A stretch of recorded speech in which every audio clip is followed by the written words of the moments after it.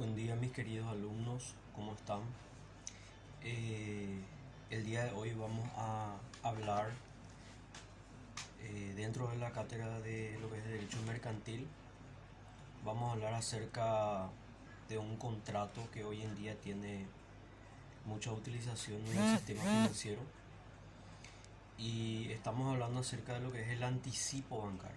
El anticipo bancario está en nuestra lección 8, nuestro programa de Derecho Mercantil. Eh, el anticipo bancario es un contrato que hoy en día tiene, como dije recién, tiene mucha utilización, ¿verdad? En el sentido que para el cliente que va a recurrir al banco, que recurre al banco, tiene mucha facilidad, mucha facilidad en el sentido de ofrecer, vamos a decir, bienes propios, ¿verdad? Que son que tiene el título de propiedad de esos bienes, a los efectos de poder acceder a un crédito. Eh, por ende, estamos ante una operación, vamos a decir, una operación, por un lado, una operación de crédito, ¿verdad? O sea, se conjugan dos situaciones específicas. Por un lado tenemos que es una operación de crédito y por otro lado es una operación de garantía, ¿verdad? En el sentido que lo que hace vamos a decir, el cliente es, como dije recién, ofrecer, vamos a decir, no solamente títulos de su propiedad, ¿verdad? Títulos, documentos, sino también mercaderías, ¿verdad? Hasta incluso este cliente puede mencionar en qué lugar están estas mercaderías y ofrecer obviamente sus títulos representativos, ¿verdad? Por ende, si vamos a hacer un concepto, si vamos a hablar de un concepto de lo que es el anticipo bancario, podríamos decir que es un contrato de crédito, es un contrato de crédito que está basado en vamos a decir, en la disponibilidad que tiene el beneficiario o en este caso el cliente, de una suma, vamos a decir, de una suma de dinero, una operación de crédito, una suma de dinero, ¿verdad? Eh, y que obviamente este cliente cede, a cambio de esa operación de crédito, cede, vamos a decir, una parte de su patrimonio, que en este caso se ve representado vamos a decir, en mercaderías, ¿verdad? Una garantía prendaria, ¿verdad? En mercaderías o en títulos representativos, ¿verdad? Y obviamente esto significa realizarlo en un plazo determinado, ¿verdad? Y respecto de los cuales hay que ser bien claros, ¿verdad? El cliente no pierde la titularidad de esos bienes que van a ser entregados, ¿verdad? Entonces vemos que es una puesta a disposición del beneficiario del anticipo, ¿verdad? De una suma determinada proporcional, que tiene que ser obviamente proporcional al valor de las cosas determinadas, ¿verdad? O títulos dados en garantía para que los utilice, ¿verdad? Eh, con respecto a su naturaleza jurídica, según acá veo en el programa, vamos a seguir estrictamente como dice el programa, ¿verdad?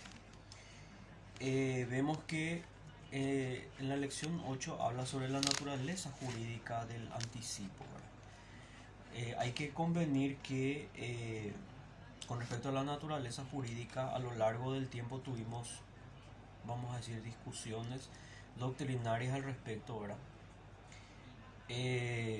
Como por ejemplo algunos autores señalaban que en realidad el anticipo tiene mucho que ver con el mutuo o con una promesa de mutuo, ¿verdad? Hasta incluso algunos señalan que es como una apertura de crédito, que es la lección que habíamos hablado anteriormente, ¿verdad? Eh, es como una apertura de crédito pero con garantías, ¿verdad? Y hay que tener en cuenta que siguiendo el mismo lineamiento con respecto a la naturaleza jurídica de estos tipos de contratos bancarios, la gran mayoría, casi la gran mayoría de los contratos son contratos autónomos, ¿verdad? Y obviamente cuando hablamos de ese punto de vista vemos que nuestro eminente profesor Jorge H. Escobar mantiene esta postura con referencia a que el anticipo, o sea, su naturaleza jurídica, nos deviene un contrato autónomo. ¿Por qué? Porque en este caso, si bien es cierto, es una operación de crédito, vamos a decir, la prenda es un elemento esencial del contrato, ¿verdad? Y obviamente convirtiéndose en la causa del mismo, ¿verdad? Con respecto a la disminución del valor de los títulos pignorados, el banco podrá exigir el incremento de estos o la reducción de la suma anticipada, ¿verdad? Entonces vemos que dentro del análisis y el estudio de esta lección con respecto a la naturaleza jurídica, entonces sostenemos que es un contrato autónomo,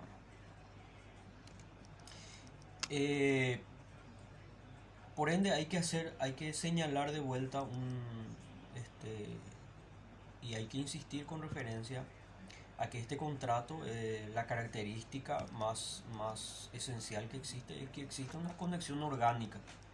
Al decir del profesor Bonifacio Ríos Ábalos en su libro Derecho Bancario, él menciona que existe una conexión orgánica eh, entre lo que es, vamos a decir, una operación de crédito por un lado y una operación de garantía.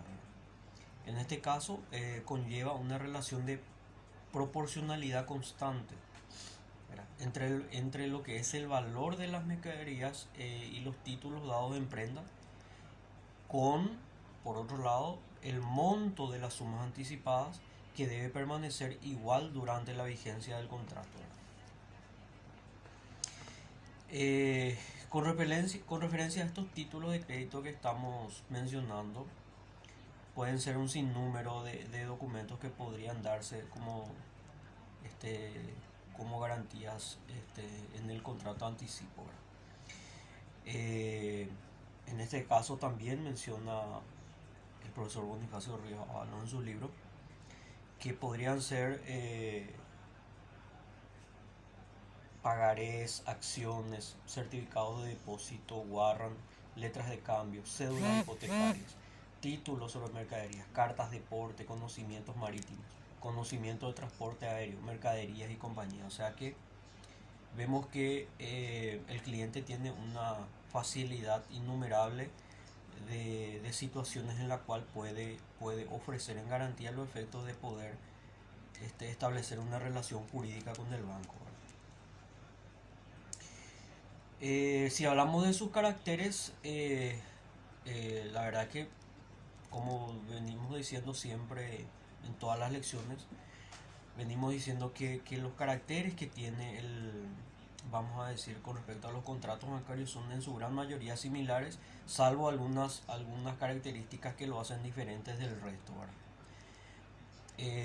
Como todo contrato bancario, vemos que es un contrato comercial, ¿verdad? Es un contrato comercial porque se halla legislado en el artículo 71 de la ley de comerciante y obviamente está inserto dentro de lo que son actos de comercio, ¿verdad? Al ser comercial, obviamente es un contrato bilateral, un contrato consensual.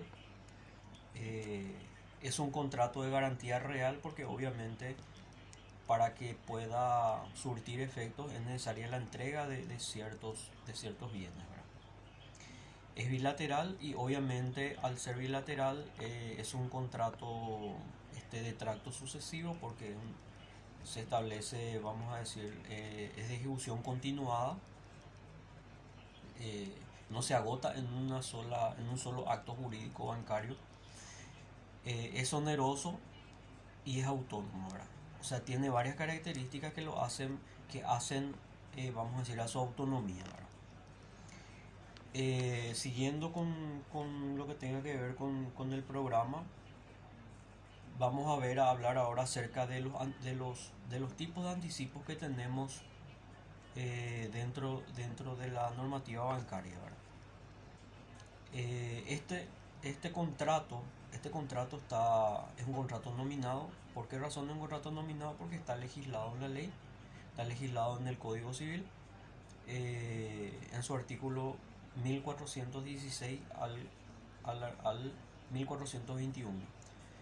Está legislado todo lo que tenga que ver con el anticipo bancario como contrato bancario. Y dentro de este lineamiento vemos que existen varios tipos de anticipos en los cuales el cliente puede optar por uno de ellos para realizar este tipo de contrato. Por un lado vemos el anticipo simple, aquí no hay ningún problema, ¿verdad?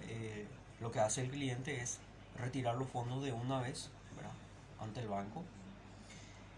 Están aquellos considerados o denominados anticipos en cuenta corriente, que obviamente si existe un contrato previo de cuenta corriente entre el cliente y el banco, lo que hace el banco es acreditar esos fondos en su cuenta corriente y de esa manera el cliente lo puede retirar de manera sucesiva eh, o de manera parcial, y de esa forma también puede operar con cheques, ¿verdad?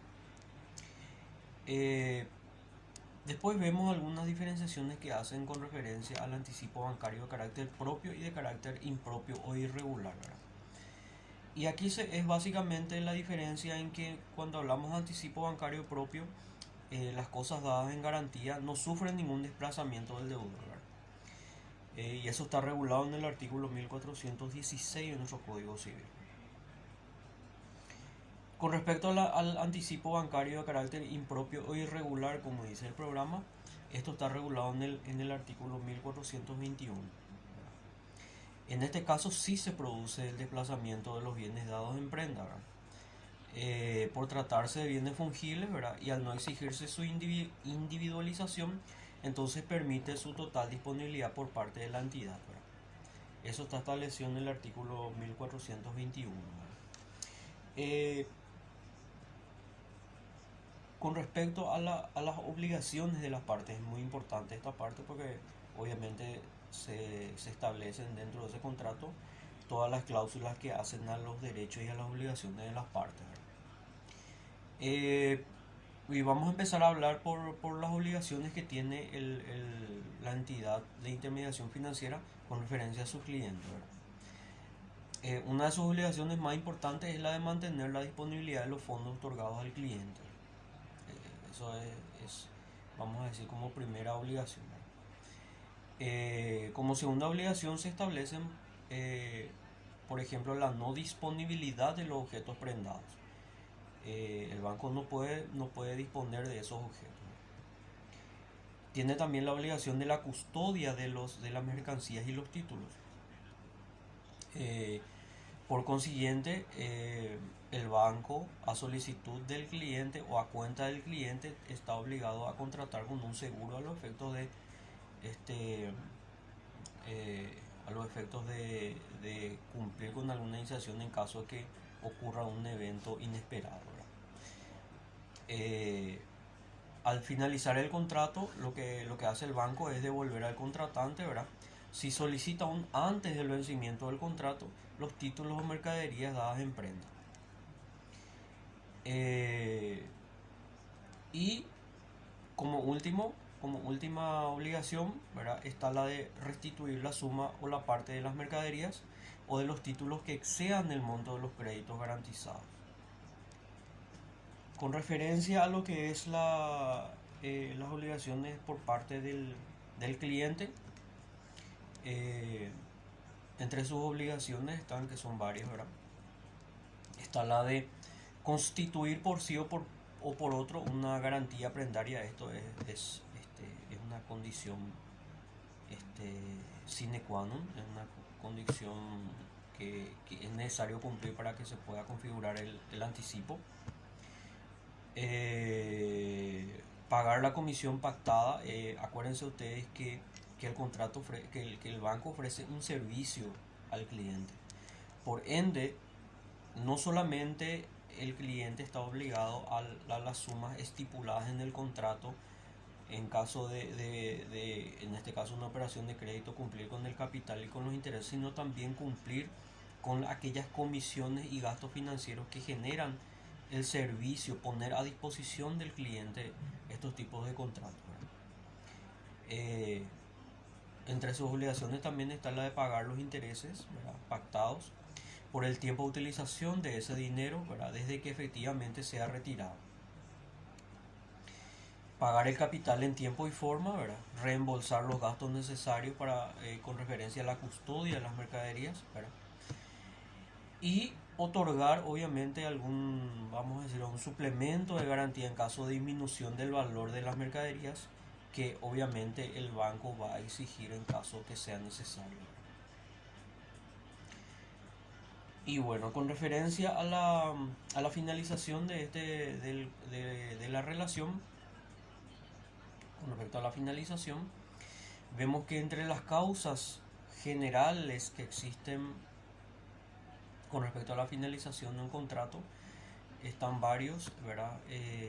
Por ejemplo, aquella imposibilidad sobreviniente de cumplir con la obligación, la muerte, incapacidad del cliente, quiebra del beneficiario del crédito, el vencimiento del plazo también, ¿verdad? Existen también algunas causas como una rescisión, que es de carácter convencional, o puede ser alguna revocación de carácter unilateral de cualquiera de las partes.